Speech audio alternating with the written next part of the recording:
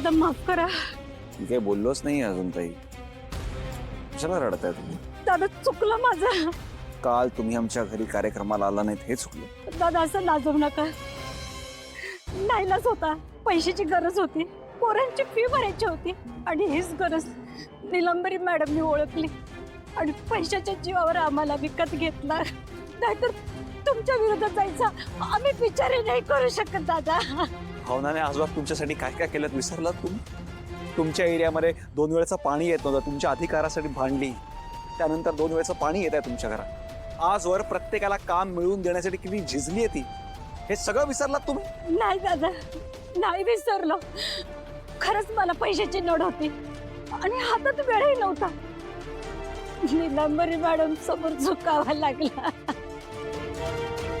हो, पण तुम्ही आमच्याशी जर बोलला असतात या बाबतीत तर आम्ही नाही म्हणालो असतो का? पैशामुळे कोणाचं शिक्षण अडतंय हे आम्हाला आवडत नाही, माहिती आहे ना तुम्हाला?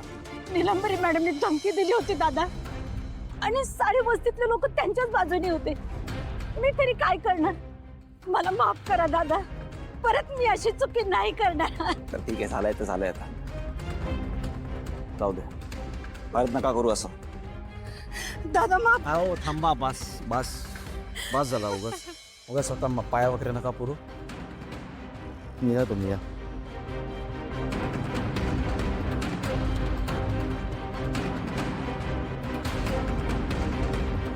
म्हणजे ज्या गोष्टीची भीती होती तेच झालं.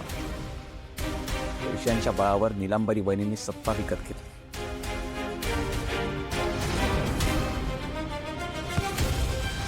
म्हणजे त्या बॅगेत पैसेच होते. निलांबरी वहिनी अजून किती पाप करणार आहात तुम्ही? तुमच्या सगळ्या पापांचा हिशोब मी चुकवा.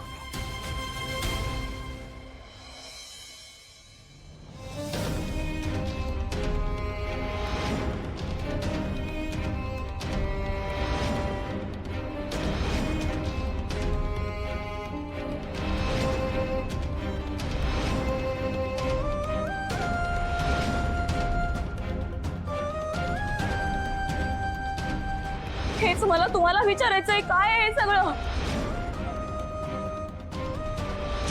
जानू, सर काय चाललंय तुमचं? मला ना काहीच कळत नाही.